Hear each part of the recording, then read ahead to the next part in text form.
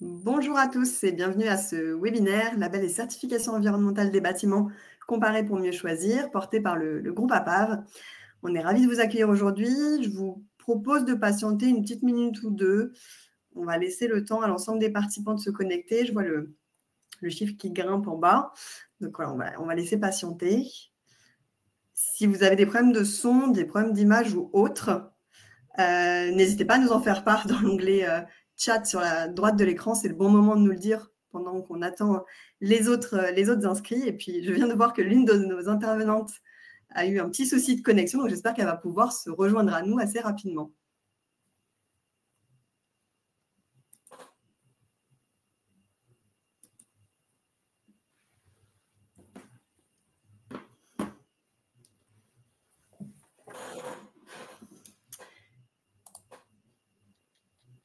Bonjour à tous ceux qui nous disent bonjour du coup dans le chat. Vous êtes très nombreux.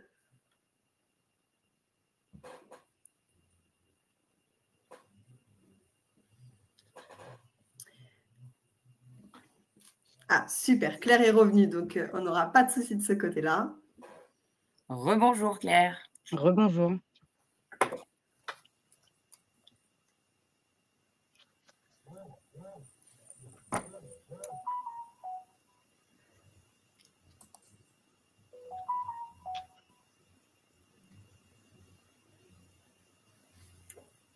Allez, il est 11h02. Je vous propose de démarrer. Donc, bienvenue à tous ceux qui viennent de nous rejoindre pour ce webinaire Label et certification environnementale des bâtiments comparés pour mieux choisir. Donc, je me présente, Mathilde Mathéo, je suis responsable marketing, infrastructure et construction au sein du groupe APAV. Et j'ai le plaisir d'accueillir aujourd'hui nos deux intervenantes. Donc, Claire Durand, qui est directrice du développement Île-de-France pour Spirit Entreprise. Bonjour. Et Céline Granoux, qui est responsable assistance à maîtrise d'ouvrage pour l'obtention de labels et certifications environnementales. Bonjour à toutes et à tous. Donc, au programme de notre webinaire qui va environ durer 1 heure, donc on aura une première partie sur l'état des lieux des labels et des certifications qui sera du coup effectuée par Céline qui va introduire ce sujet. Ensuite, je l'espère, nous aurons le témoignage du coup de notre partenaire Spirit Entreprise qui doit avoir des soucis de connexion aujourd'hui. Puisqu'elle va normalement nous présenter du coup différents projets qui ont été certifiés et labellisés, et ces propos seront également appuyés du coup par Céline qui viendra un peu approfondir ces différentes certifications et ces différents labels. En troisième partie, on vous présentera les idées reçues sur l'obtention de labels et de certifications et du coup, comment APAV, quelle est la réponse qu'on apporte à ces idées reçues. Et une dernière partie sur les subventions qui sont disponibles et auxquelles potentiellement vous pouvez avoir droit. Bien entendu, à la fin de ce webinaire, on répondra à toutes vos questions. Ça me permet de faire le lien. Sur la droite de votre écran, vous avez différents onglets. Donc, un onglet chat que vous avez bien commencé à utiliser. L'onglet questions, donc là, vraiment, utilisez bien cet onglet pour poser toutes vos questions, puisque c'est à partir de cet onglet-là qu'on répondra aux questions à la fin de l'événement. Un onglet sondage, puisqu'on va vous poser quelques questions de sondage durant l'événement. N'hésitez pas à y répondre, ça va vraiment permettre à nos intervenantes de pouvoir personnaliser la suite de leur discours en fonction du coup de vos réponses. C'est très important pour nous. Qu'est-ce que je peux vous dire de plus? Que cette session est enregistrée. Vous aurez automatiquement accès au replay à la suite de l'événement. Et puis, je vous propose de démarrer. Donc, tout d'abord, on a une première question pour nous qui est assez importante. Déjà, quelle est votre activité? On a mis différentes activités disponibles. C'est dans l'onglet sondage à droite de l'écran.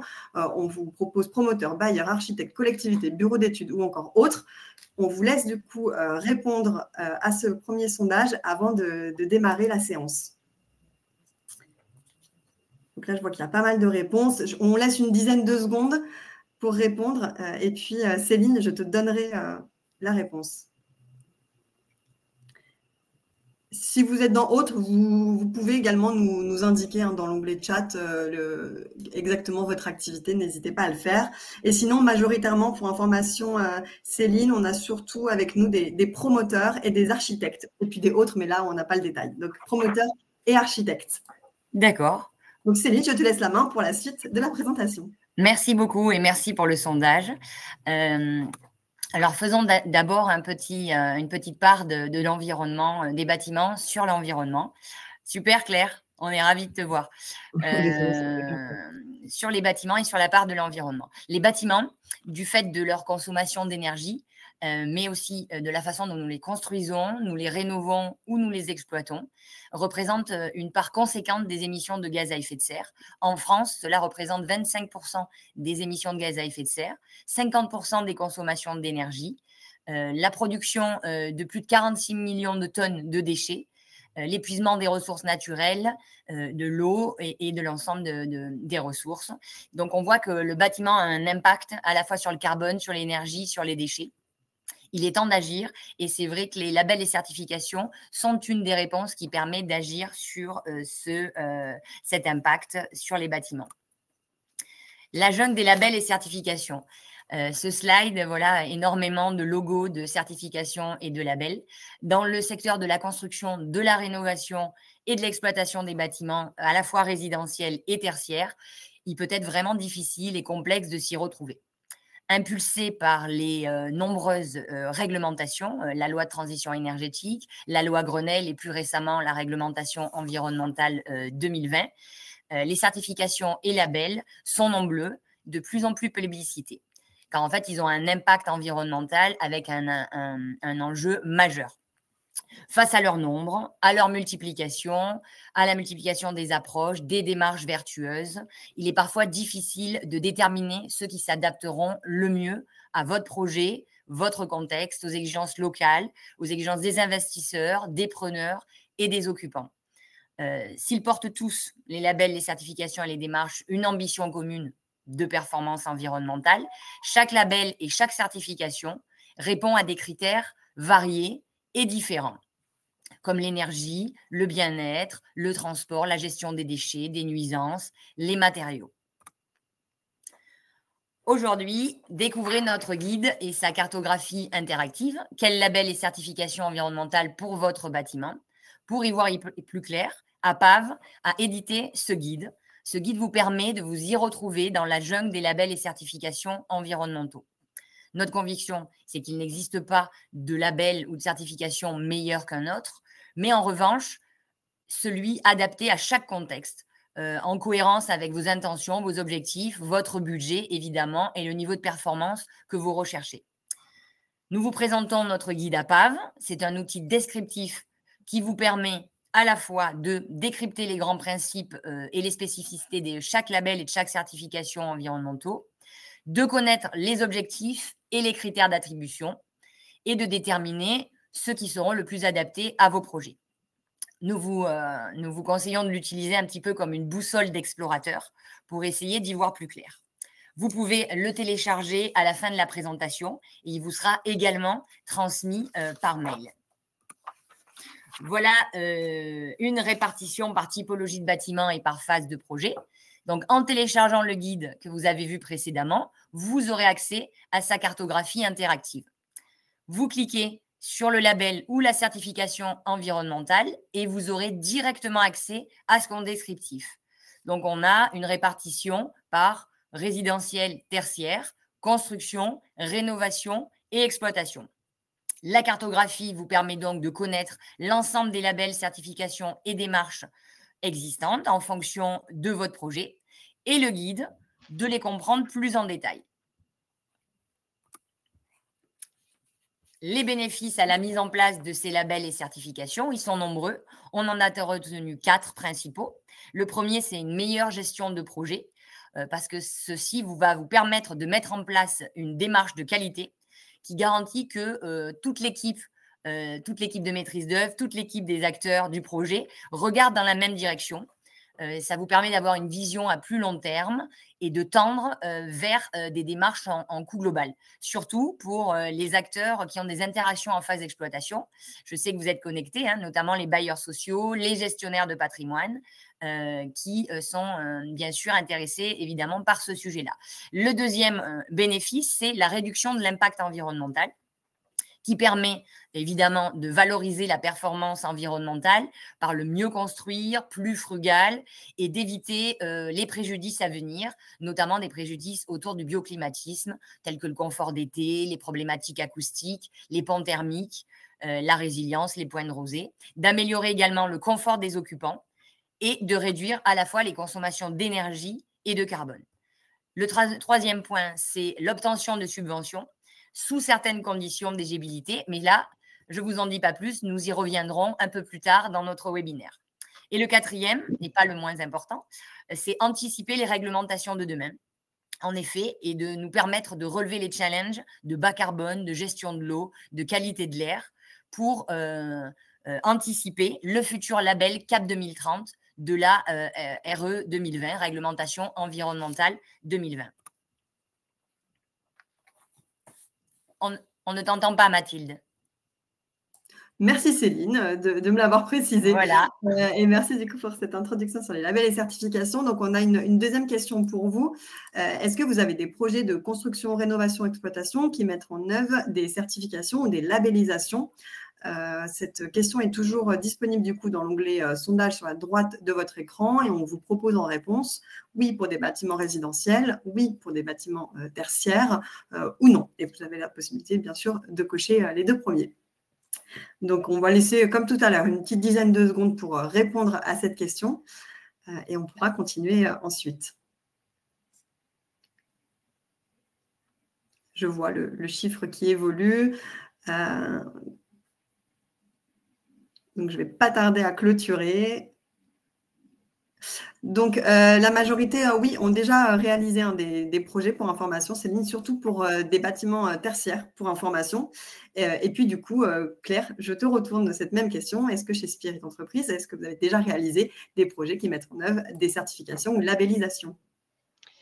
Merci Mathilde. La réponse est oui, évidemment. Mais avant, je vais me présenter rapidement. Donc, déjà, bonjour à toutes et à tous. Donc, je suis Claire Durand, directrice du développement Île-de-France chez Spirit Entreprise, donc, qui est une filiale du groupe Spirit.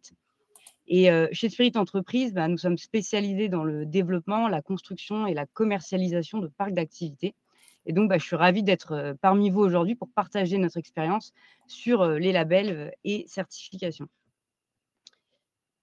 Donc, Spirit Entreprise, c'est la filiale du groupe Spirit, donc, qui est dédiée à l'immobilier tertiaire et notamment au parc d'activités.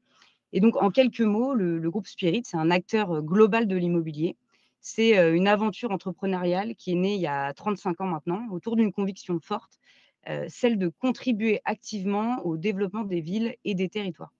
Alors aujourd'hui, le groupe Spirit, en quelques chiffres, c'est 250 millions de chiffre d'affaires, 200 millions de capitaux propres et plus de 260 collaborateurs avec la même ambition, celle finalement de créer des lieux de vie agréables, sains et durables en phase avec les attentes des usagers et évidemment les enjeux environnementaux.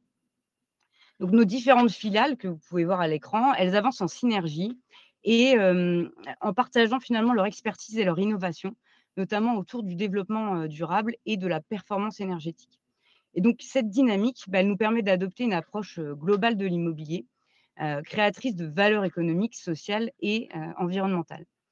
Mais c'est aussi ce qui nous conduit à nous engager dans les labels et les certifications, donc dans toutes nos filiales, et donc notamment chez Spirit Entreprise, que je représente aujourd'hui.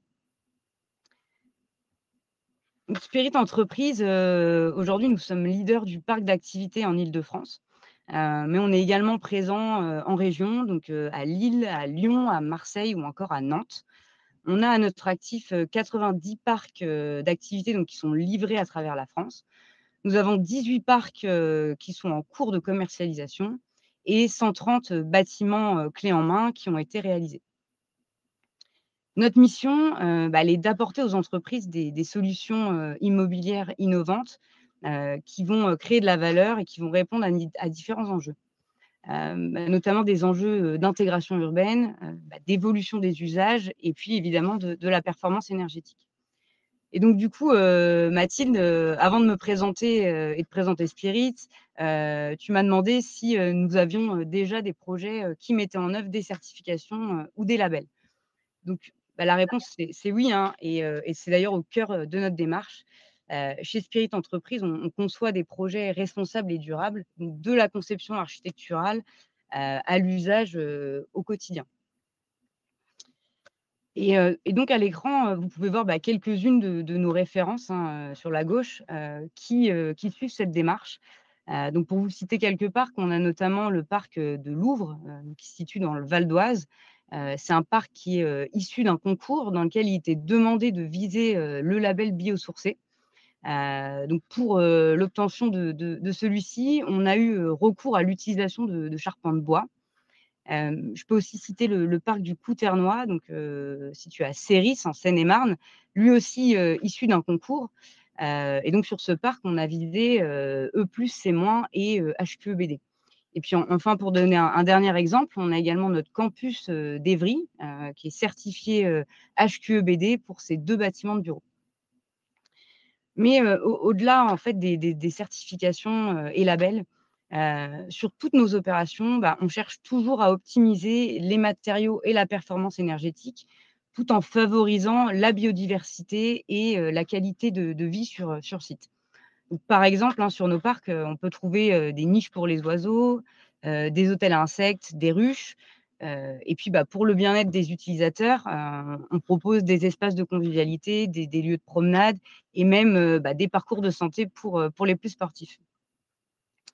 Et grâce à notre filiale dédiée, Spirit Energy, donc qui fait partie du groupe Spirit, désormais, on déploie de façon systématique des panneaux photovoltaïques donc, sur nos toitures pour produire de l'énergie. Donc pour résumer, en fait, on tente toujours de concevoir des lieux où l'activité économique, la qualité de vie et l'environnement coexistent. Et donc pour traduire toutes ces actions, pour traduire donc concrètement nos engagements pour un immobilier durable, on va effectivement faire les démarches afin d'obtenir des labels, des certifications qui viennent finalement attester, qui viennent crédibiliser et évidemment qui viennent valoriser nos projets. Mais pour moi, finalement, le vrai défi, c'est de trouver pour chaque projet, les labels ou les certifications qui vont être, les plus adaptés pour, trouver le bon équilibre entre, l'ambition environnementale, et l'attente des villes, des aménageurs d'un côté, mais aussi, des utilisateurs finaux et des investisseurs à qui nous allons vendre notre opération. Et c'est vrai qu'aujourd'hui, on tend de plus en plus à viser la certification BREEAM, certification internationale, qui est d'une manière générale attendue par les investisseurs. Donc, je vais te laisser, Céline, en dire un peu plus peut-être sur cette certification. Merci Claire, c'était précis comme exemple. Donc voilà, si nous revenons sur la cartographie qu'on vous a présentée tout à l'heure interactive, nous pouvons cliquer en fonction du contexte du projet de Claire, donc sur un projet de construction d'un bâtiment tertiaire, en l'occurrence un parc d'activités, de cliquer sur la certification BREEAM. Et quand vous cliquez sur la certification, vous avez accès dans le guide directement à la fiche descriptive associée à la certification.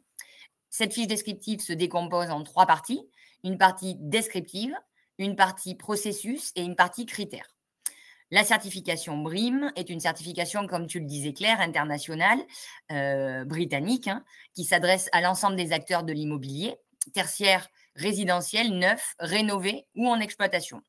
Cette certification est effectivement mondialement connue et est née dans les années 90.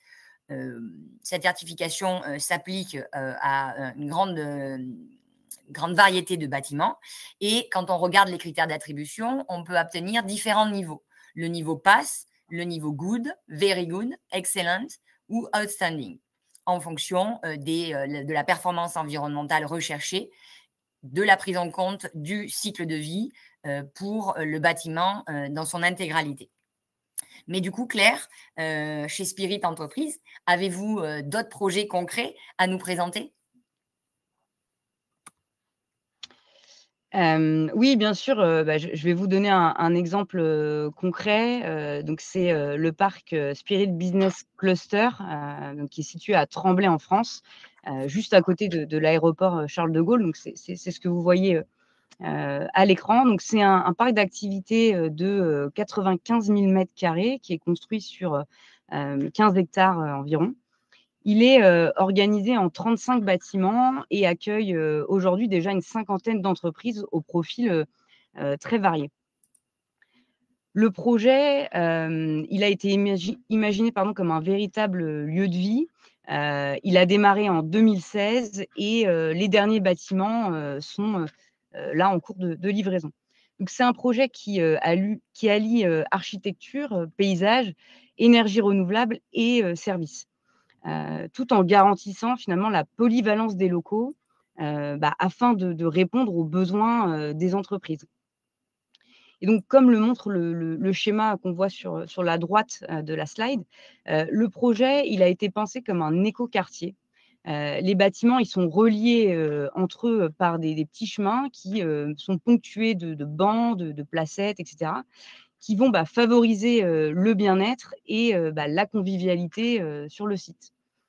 Et donc, l'idée, quand on a développé ce parc, ça a vraiment été de créer un lieu de travail qui soit aussi un cadre de vie agréable et durable pour ses utilisateurs. Alors, si on regarde concrètement ce qui a été fait sur ce parc, il y a plusieurs volets qui me semblent intéressants. D'abord, côté énergie, le site, il produit chaque année 1,4 million de kilowattheures grâce à ces 4 100 panneaux photovoltaïques. Pour vous donner une idée, ça correspond à la consommation annuelle d'environ 650 personnes. On a également installé des bornes de recharge, donc pour les véhicules électriques, des ombrières photovoltaïques et même une éolienne que vous pouvez voir sur les photos. Ensuite, il y a un pôle de service sur le parc, qui est d'ailleurs un bâtiment positif, dans lequel il y a un coworking, des bureaux opérés et un espace de restauration qui est équipé de frigos connectés. Nous avons également intégré dans ce parc une micro-forêt, que vous voyez là en haut à droite de la slide. C'est une micro-forêt qui est connectée. Elle est équipée de capteurs qui permettent de mesurer concrètement les bénéfices des arbres, notamment en tant que kilo de fraîcheur. Et ces capteurs, via une intelligence artificielle, ils servent aussi à identifier les animaux qui sont donc, présents grâce au son qu'ils émettent. Et évidemment, cette micro-forêt, c'est aussi un lieu finalement qui est un peu à part, où on peut se rendre pour déjeuner, pour prendre une pause dans un espace agréable au cœur du parc d'activités. Et donc, voilà, dans la catégorie le saviez-vous, sachez qu'une micro-forêt de 100 arbres, ça permet d'absorber près de 10 tonnes de dioxyde de carbone par an.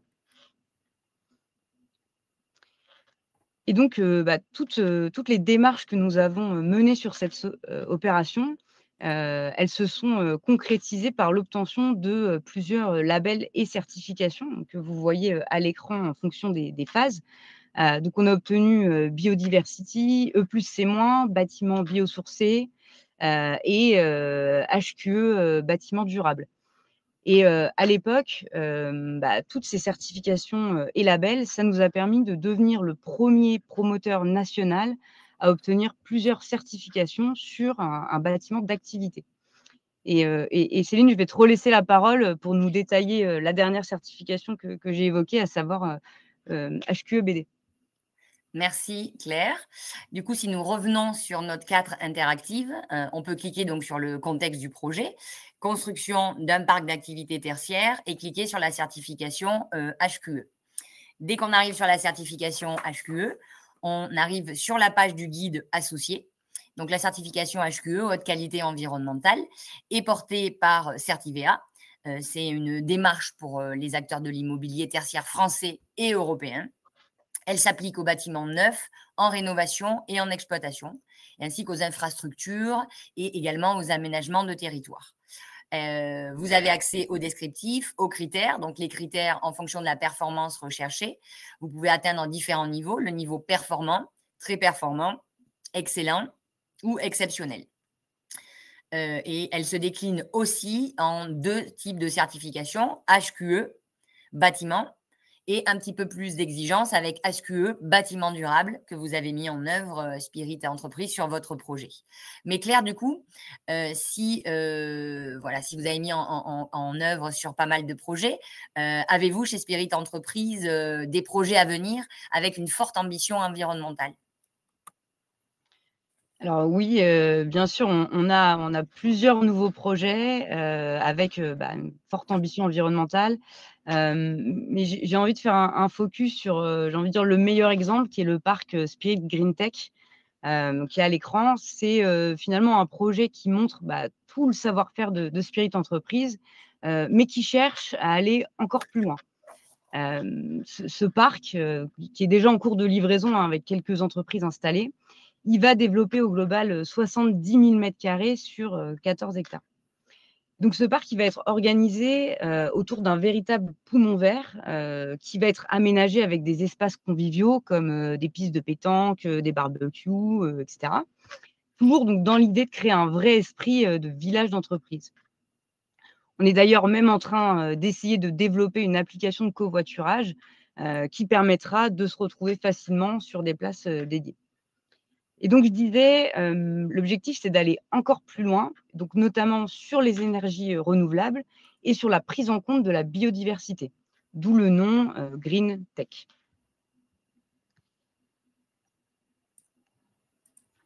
Donc, d'abord, sur les énergies renouvelables, nous avons conçu le projet comme un laboratoire à ciel ouvert. Ici, tout est fait pour tester, expérimenter et innover.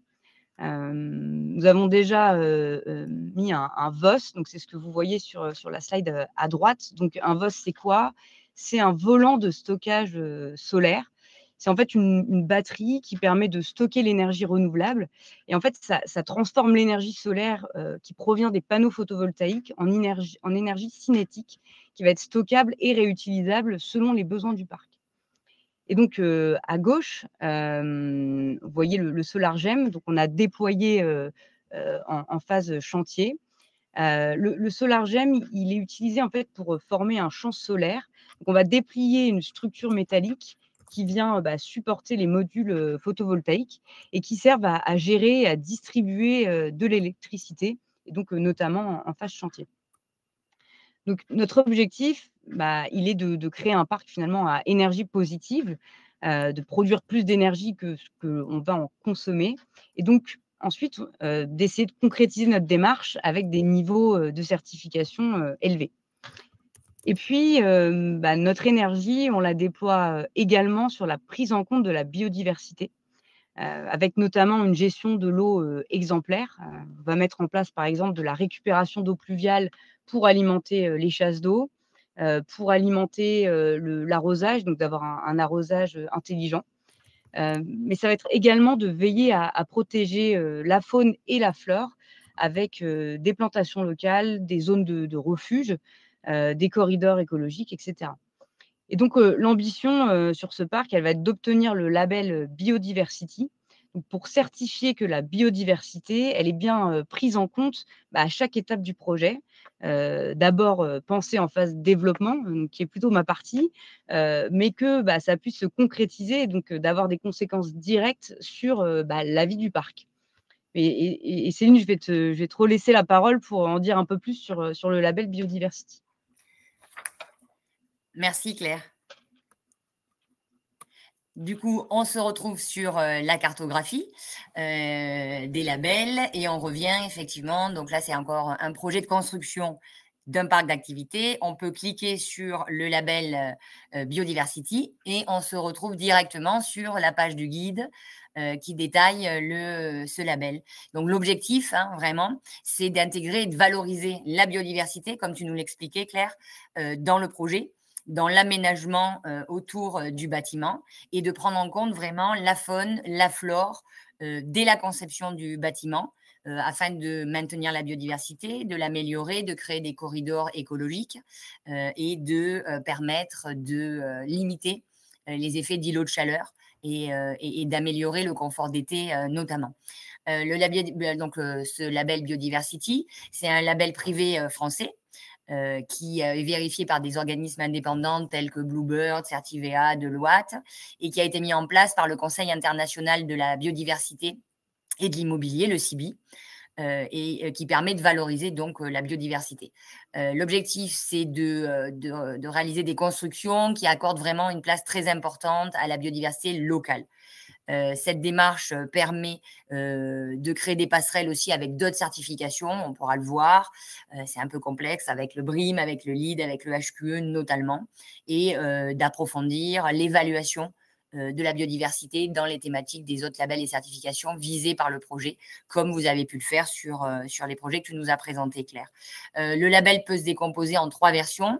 Le Biodiversity Construction pour le neuf et la rénovation, le Biodiversity Life pour les sites en exploitation et le Biodiversity Aménagement urbain pour tout ce qui va être écoquartier, ZAC, etc. Voilà, c'était le dernier focus en détail sur une fiche descriptive du guide. Merci Claire pour ton témoignage, mais on va te retrouver dans tous les cas à la fin du webinaire pour répondre ensemble aux nombreuses questions que les auditeurs se posent. Avec plaisir. Faisons un petit zoom maintenant sur les autres labels et certifications pour les bâtiments tertiaires. Et donc, pour les bâtiments tertiaires, vous voyez qu'il y a énormément de labels et de certifications en construction, en rénovation et en exploitation. Nous n'allons pas rentrer dans le détail de tous les labels et certifications, puisque vous aurez accès au guide et aux détails et aux descriptifs. APAV, du coup, est là pour vous accompagner et pour vous aider à accéder à notre guide et à notre cartographie interactive.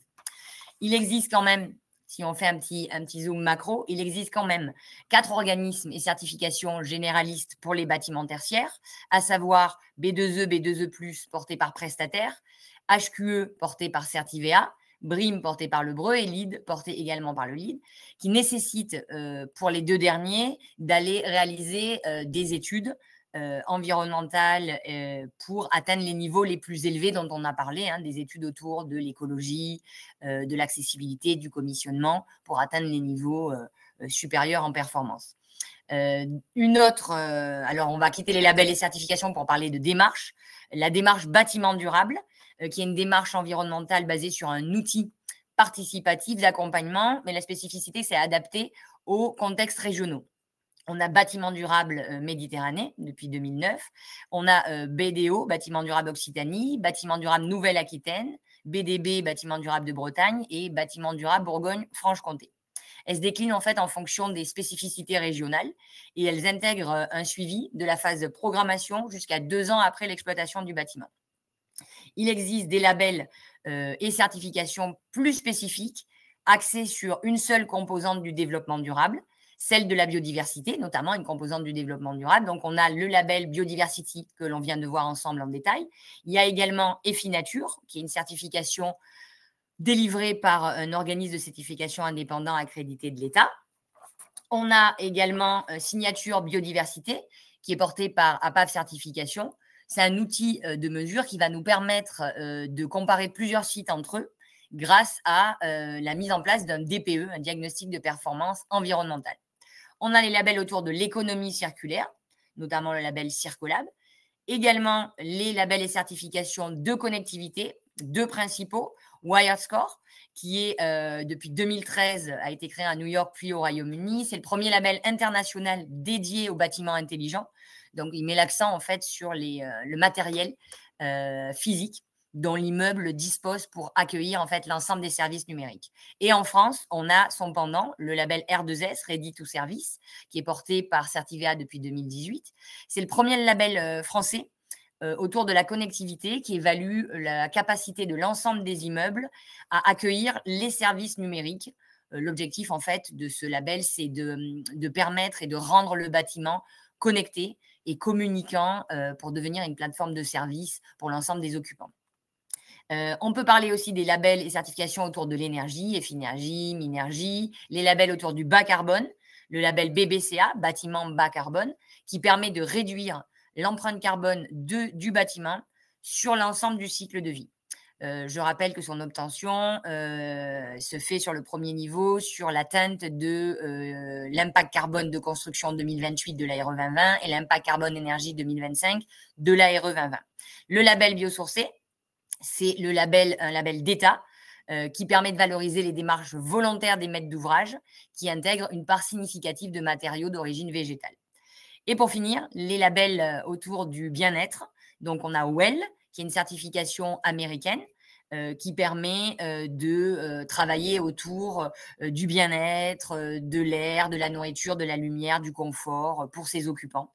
Et également Osmose, qui est une certification française autour de la mise en place et l'aménagement qui protège la santé, qui améliore le confort des salariés. Et les deux derniers, et j'espère que je ne vous ai pas perdu, c'est de la qualité de l'air. Il y en a deux principaux, le label air intérieur, qui est en activité depuis 2018 et qui est le premier label français autour de la qualité de l'air intérieur tout au long du bâtiment. Et Écrin, comme vous le voyez, c'est plutôt récent. C'est une démarche volontaire portée par l'ADEME en France, basée sur l'engagement de construction des bâtiments pour garantir un air intérieur confortable. Et après, on le valide avec des résultats par des mesures objectives sur le terrain. Voilà pour les bâtiments tertiaires. J'ai essayé de vous faire un zoom exhaustif de l'ensemble des labels, mais il y a également tous les labels et certifications qui s'adressent aux bâtiments résidentiels. Rassurez-vous, je ne vais pas vous refaire l'intégralité. Sachez cependant qu'il existe 3 principaux labels et certifications pour les bâtiments résidentiels accrédités par le COFRAC et qui permettent l'exonération de taxes TFPB. Donc, on a NF Habitat HQE porté par Cercal. On a également B2E, B2E+, porté par l'organisme prestataire. Et on a également le BRIM et le LEED. Et on a également Promotelec, voilà, avec ses options Habitat Neuf et Rénovation Responsable qui permettent de prétendre au label. Pour le reste, l'ensemble des autres labels et certifications ont été évoqués pour la partie tertiaire et pour la plupart, on peut les retrouver sur cette partie résidentielle. Donc, je ne vais pas évidemment les reprendre. Mais sachez que l'ensemble des AMO, des assistants maîtres d'ouvrage du groupe APAV, ont accompagné en 2024 plus de 800 projets résidentiels tertiaires en neuf, en rénovation et en exploitation pour obtenir l'obtention justement d'obtenir les labels et certifications recherchés sur les projets. Je vous propose de passer à une clarification des idées reçues liées à l'obtention des certifications et labels environnementaux. Et Mathilde, je te relaisse la parole. Merci Céline. On a une nouvelle du coup question pour vous avant de se lancer du coup dans cette troisième partie. Quelles sont vos préoccupations pour vous lancer du coup dans des démarches de label et ou de certification du coup sur vos projets? On vous propose différentes réponses. On vous propose par exemple la complexité des démarches, les coûts supplémentaires, le choix du label ou de la certification. Et bien entendu, vous pouvez également cocher autre. Et donc, dans ce cas-là, n'hésitez pas à nous préciser dans l'onglet chat quelles sont un petit peu vos préoccupations sur ces thématiques-là. Donc, je commence à regarder les résultats du sondage. Et je vois que les chiffres continuent de monter. Donc, on vous laisse encore 5-10 secondes. Et puis, je vais clôturer du coup cette question-là. Comme ça, Céline pourra avancer sur les idées reçues. Alors, majoritairement, Céline, pour information, c'est surtout les coûts supplémentaires qui apparaissent en première position. Ensuite viennent la complexité des démarches et enfin le choix des labels ou de la certification. Et il y aura peut-être des éléments dans autres qu'on pourra regarder plus tard. Merci Mathilde pour cet éclairage. Effectivement, les coûts, on va en parler. Mais alors, les idées reçues. Alors, la première, c'était la lourdeur administrative. Oui, et c'est vrai. Obtenir des certifications ou des labels, c'est un vrai processus. Et ça peut engendrer des lourdeurs administratives, mais également, il faut retenir que c'est une démarche de qualité, hein, on en a parlé un petit peu déjà, et ça permet de garantir un suivi qualitatif et de management du projet par un organisme tiers, comme on a pu le voir, qui va être garant de l'obtention de cette certification. Le maître d'ouvrage, du coup, peut décider de missionner un assistant environnemental, comme on l'a vu, un AMO, pour l'accompagner, vérifier la conformité des projets vis-à-vis des exigences environnementales, être l'interlocuteur de l'organisme jusqu'à l'obtention de la certification. Donc, c'est un gage de qualité.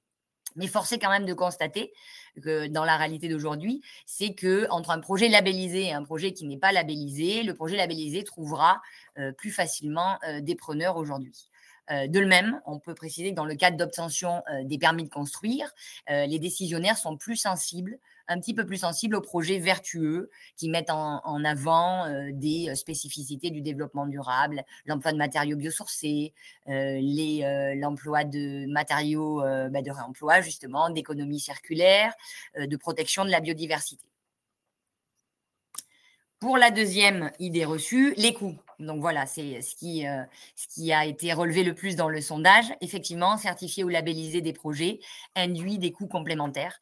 Mais si c'est vrai que s'il y a des vrais coûts pour les certifications et pour l'accompagnement, et parfois même des coûts constructifs, sont à prendre en compte dans les certifications afin d'apporter, c'est vrai que la certification permet quand même d'apporter un confort pour l'occupant, une gestion mieux maîtrisée en phase construction, en phase chantier et également en phase exploitation et des consommations tout au long de la durée des bâtiments qui est limitée.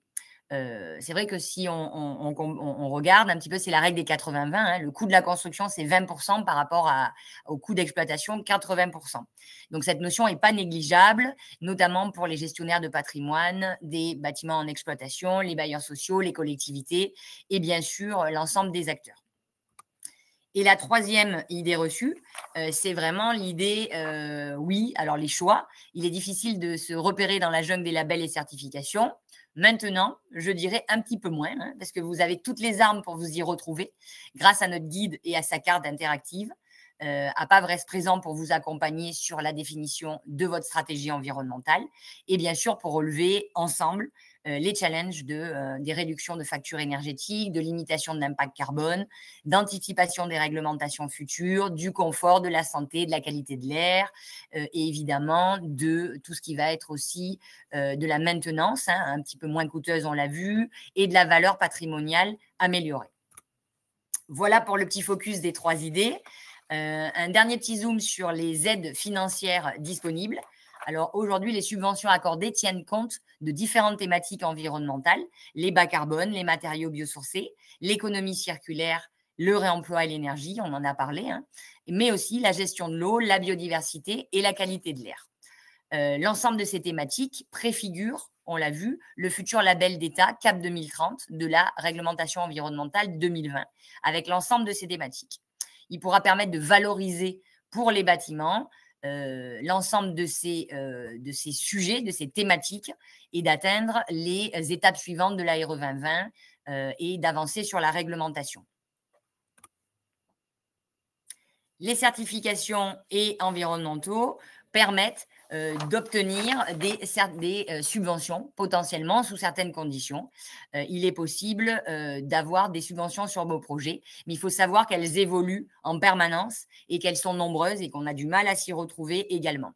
Elles s'appuient pour la plupart sur la réduction des gaz à effet de serre, liés notamment à l'emploi de produits ou de matériaux moins émetteurs de ces fameux gaz à effet de serre, de ce fameux carbone, les mieux placés de ces produits étant les matériaux qui n'émettent pas de carbone, les matériaux de réemploi notamment.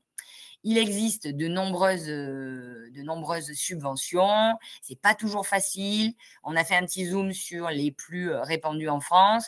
Aujourd'hui, l'ANRU, l'Agence nationale pour la rénovation urbaine, qui concerne plutôt tous les projets de rénovation des quartiers un peu sensibles et qui pour prétendre à la majoration de 10%, demande la mise en place du label BBC Finergie Rénovation 2024.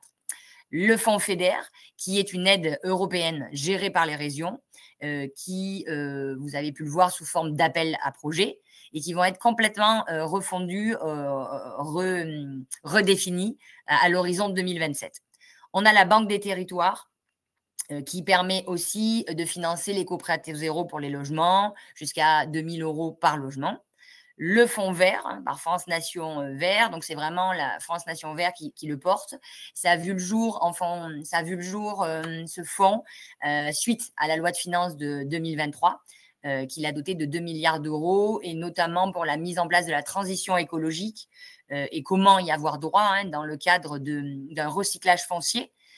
Ou de friches. Ces subventions peuvent être accordées et seulement sur des projets qui auraient développé, qui se seraient engagés, qui vont s'engager dans des démarches d'aménagement durable, d'aménagement paysager, avec par exemple le label Écoquartier, Biodiversity, etc., etc. Et le dernier, c'est le label bas carbone de l'État pour des programmes d'acquisition amélioration, donc l'achat d'un bâtiment par un bailleur social qui va le rénover.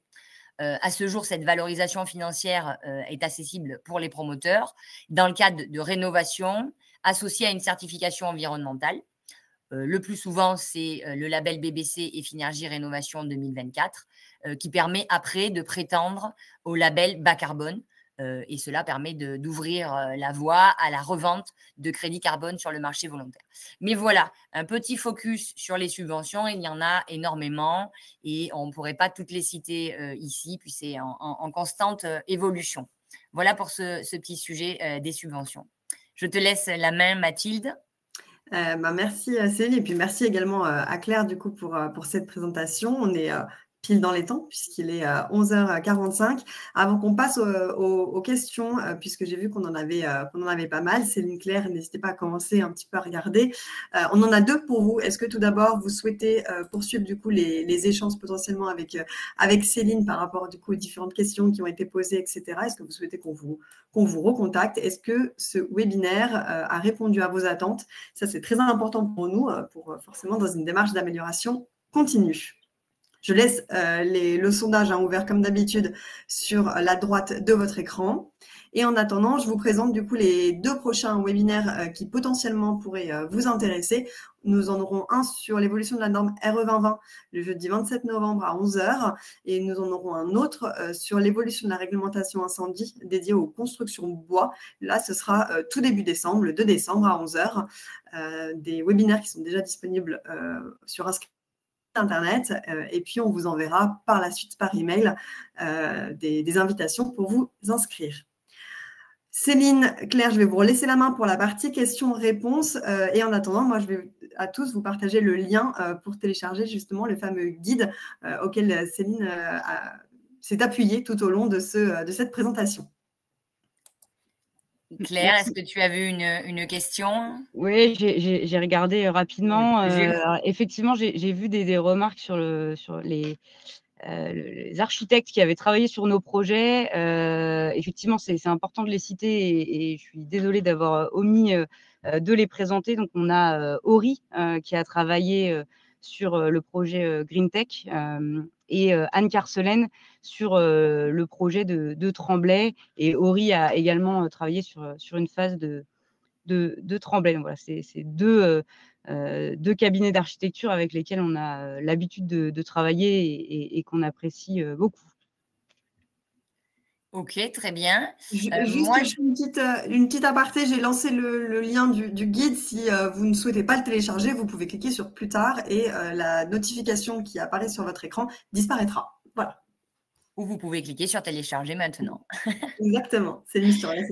J'ai vu une question là. Quelle est la différence entre les labels et certifications? C'est vrai qu'on nous la pose souvent. En fait, une certification prend l'ensemble des composantes du développement durable et un label va plutôt aller sur une seule des composantes. Par exemple, le label Biodiversity ou le label bas carbone va aller sur la composante du bas carbone et sur l'espace vert, alors que les certifications vont être plus détaillée. Donc, on aura tous les thématiques, la gestion de l'eau, la gestion de l'énergie, etc. La certification, elle est délivrée par un organisme certificateur indépendant, accrédité par le COFRAC. Les labels peuvent être privés ou d'État. Voilà un petit peu la différence. Voilà, je voulais éclaircir ce point. Je regarde les questions en même temps. Ouais, j'ai vu des questions sur qu'est-ce que ça changeait finalement pour les utilisateurs de nos parcs. Ça me semble important effectivement. En fait, pour les utilisateurs, c'est vrai que la différence, elle est assez concrète, hein. D'abord sur le plan économique, puisque les bâtiments qui vont être certifiés ou labellisés, ils vont consommer moins d'énergie et d'eau.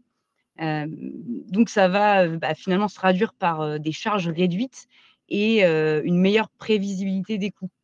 Et c'est vrai que c'est un réel atout pour les PME ou PMI qu'on accueille au sein de nos parcs. Ensuite, il y a également le confort au quotidien pour nos utilisateurs, puisqu'on va avoir une meilleure qualité de l'air, gestion de la lumière naturelle, du confort thermique et des espaces extérieurs qui vont être agréables et j'en ai cité pas mal dans les exemples précédents. Et donc, ce sont des éléments auxquels on ne pense pas forcément dans l'immobilier d'activité, sur les parcs d'activité, mais finalement, on se rend compte que ça joue beaucoup sur le bien-être des collaborateurs. Et puis enfin, peut-être un dernier aspect, l'aspect d'image et d'attractivité. Pour travailler dans un parc qui est certifié HQE, BREEAM ou Biodiversity, finalement, c'est pour nos clients un gage de sérieux et c'est un argument aussi de recrutement. Il y a certaines entreprises qui nous disent que clairement, ça les aide à attirer et à fidéliser leurs talents, et notamment chez les jeunes générations qui, on le sait, hein, sont sensibles aux engagements environnementaux. Donc, c'est pas forcément juste un label ou une certification. Concrètement, c'est un levier qui est économique, social et environnemental pour les entreprises qui s'installent chez nous. Merci Claire, c'est très précis. Je vois une question très importante de Julien. Bonjour, existe-t-il des labels et certifications obligatoires dans la construction neuve tertiaire ou répondre à la RE 2020 est suffisant? Alors non, il n'existe pas de labels et de certifications obligatoires. Je rappelle que les labels et certifications, c'est des démarches volontaires que vous mettez en place sur vos projets. Répondre à la réglementation en vigueur est la base en France, hein, que ce soit d'un point de vue environnemental ou d'autres. Et donc, la RE 2020, effectivement, on doit l'appliquer sur tous les projets. En construction, bien sûr, et puis en fonction de la typologie, hein, qui est en train d'évoluer d'ailleurs au 1er janvier 2026. Donc, pas obligatoire, c'est des démarches volontaires. Cependant, je le nuance parce que il y a certaines communes, il y a certaines villes, il y a certains aménageurs qui, si vous voulez construire ou rénover à ces endroits-là, peuvent imposer un cahier des charges environnementales et vous demander de mettre en place tel ou tel label ou certification si vous voulez construire dans la ville, dans la ZAC, sur cette parcelle, etc., etc. Donc, pas obligatoire, mais potentiellement fortement suggéré sur les projets. J'ai une question sur quel label et certification dédié à la rénovation des immeubles. Alors, je vous invite à regarder la cartographie à nouveau et vous cliquez sur rénovation résidentielle ou tertiaire et vous avez l'ensemble des labels et certifications applicables à la rénovation. Et si vous voulez poursuivre ces échanges, n'hésitez pas à nous laisser vos coordonnées. On les a déjà, on pourra continuer à échanger. Claire, je ne sais pas si tu vois d'autres questions, j'en vois encore beaucoup, donc je te laisse. Oui, j'ai vu une question sur quels étaient finalement les impacts sur nos projets quant à la recherche d'obtenir des certifications et des labels. En fait, ce qui a vraiment changé, c'est notre façon de concevoir nos projets. Avant, on pouvait se concentrer sur la fonctionnalité pure d'un parc d'activité. Aujourd'hui, quand on vise une certification, un label, ça nous oblige tout de suite à intégrer la performance énergétique, la biodiversité, le confort des usagers, les matériaux bas carbone, etc. Tout de suite. Donc, on ne raisonne plus bâtiment seul, mais bien on a un raisonnement sur l'ensemble du site et même l'ensemble du site dans son environnement. Et donc, forcément, ça a aussi transformé nos méthodes de travail. Et notamment nos méthodes de travail avec nos partenaires, donc les architectes que je citais tout à l'heure, les bureaux d'études, les paysagistes. Maintenant, on s'appuie également sur des écologues. Et tous nos partenaires, on va les impliquer beaucoup plus tôt. Et c'est vrai qu'au final, ça donne des parcs mieux pensés, qui sont plus agréables à vivre et plus durables. Et c'est vrai qu'on sent que ça plaît vraiment à nos clients. D'accord, je vois une ou deux questions qui vont dans le même sens que toi, Vincent. Donc, est-ce qu'il faut missionner l'AMO environnemental, qui est aussi un des partenaires des certifications? Dès la programmation, oui, le plus en amont possible. Il faut missionner l'équipe entière, je dirais même, pour pouvoir intégrer les exigences environnementales, mais également les exigences techniques du projet, et pour pouvoir anticiper le dépôt du permis de construire et avancer sereinement vers le dossier de consultation des entreprises et le reste du projet. L'organisme de certification, lui, c'est l'AMO environnemental et le maître d'ouvrage qui vont faire le lien directement avec l'organisme de certification. puisque Cédric là, nous demandait des maîtres d'ouvrage qui visent souvent les objectifs de labellisation sans jamais aller au bout. Pourtant, ils mettent en place toutes les exigences environnementales sans aller au bout de la certification. Quel argument? Effectivement, il y a un coût que le maître d'ouvrage doit à l'organisme de certification qui va certifier le projet. Mais en fait, une fois qu'on a mis en place sur le projet, qu'on a valorisé toutes les exigences environnementales, c'est quand même intéressant d'aller jusqu'au bout et d'avoir le tampon de l'organisme. Ça vous permet quand même ce gage de qualité, de pouvoir communiquer sur l'opération, d'avoir un retour d'expérience pour vos prochaines opérations. J'ai également un sujet de Marie. Quand on vise la certification BREEAM ou une autre, comment est-elle confirmée? Donc, ça rejoint un peu ce que je dis. Un expert vérifie la livraison, effectivement. Tout au long du projet, le maître d'ouvrage et son AMO environnemental sont en lien avec l'organisme de certification pour valider le dossier au niveau du permis de construire, au niveau du DCE, à la livraison du projet. Effectivement, il y a une revue réalisée par l'organisme pour vérifier la conformité des exigences environnementales et pour délivrer la certification à la fin de l'opération, au moment de la livraison du projet pour certains, et parfois pour les démarches bâtiments durables, par exemple 2 ans après l'exploitation. Claire, je te laisse voir s'il y a aussi des questions. Il y en a beaucoup. On vous remercie de votre intérêt. Il y a effectivement beaucoup de questions. On essaie de les prendre dans l'ordre. Pour information, on publiera aussi une foire aux questions qui reprendra l'ensemble de ces questions et on y apportera du coup notre réponse. Ça, c'est un petit travail supplémentaire du coup qu'on fera pour vous à la suite de ce webinaire. Si vous voulez prendre peut-être une question supplémentaire et après on clôture. Claire, vas-y, je t'en prie. Alors, moi, j'ai vu qu'il y avait une question sur les coûts. Alors, je ne peux pas donner… Plusieurs même, je dirais. Je ne peux pas évidemment donner là des enveloppes précises. Ce que je peux peut-être dire, c'est que évidemment, ça engendre des coûts supplémentaires. Nous, on l'estime, alors c'est plutôt une estimation de prix au mètre carré. On va l'estimer entre 25 et 30 euros par mètre carré de surface qu'on va construire, voilà, pour donner un peu des enveloppes. Après, effectivement, en fonction de ce qu'on va mettre, on n'est pas sur les mêmes budgets. Néanmoins, parce que je crois que ça faisait partie des préoccupations, Céline, que tu évoquais tout à l'heure, bien sûr que c'est un coût supplémentaire, mais derrière, il y a vraiment, j'ai envie de dire, un retour sur l'investissement. Et ça crée vraiment de la valeur. Donc voilà, je crois que c'est un coût, en tout cas, que nous, on essaye de mettre parce qu'on sait que derrière, il y a un retour qui est positif, que ce soit pour nous, mais surtout pour les utilisateurs de nos parcs.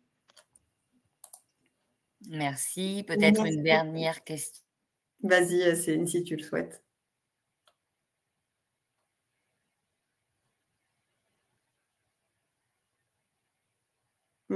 Céline, tu es toujours avec nous? Non, je crois que Céline a perdu sa connexion. Claire, tu es toujours avec nous de ton côté? Alors oui, moi je suis toujours là. Bon, ce que je vous propose dans ce cas-là, c'est qu'on clôture ce webinaire dès à présent. Toutes les questions auxquelles on n'a pas répondu, on essaiera de vous contacter par email et comme je le disais tout à l'heure, on va publier une foire aux questions. Vous allez également recevoir d'autres communications de notre part. Donc voilà, si vous avez des questions complémentaires, vous n'hésitez pas à revenir vers nous. Là, on reviendra vers vous.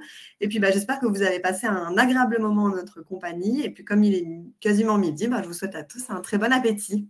Au revoir. Merci beaucoup. Au revoir.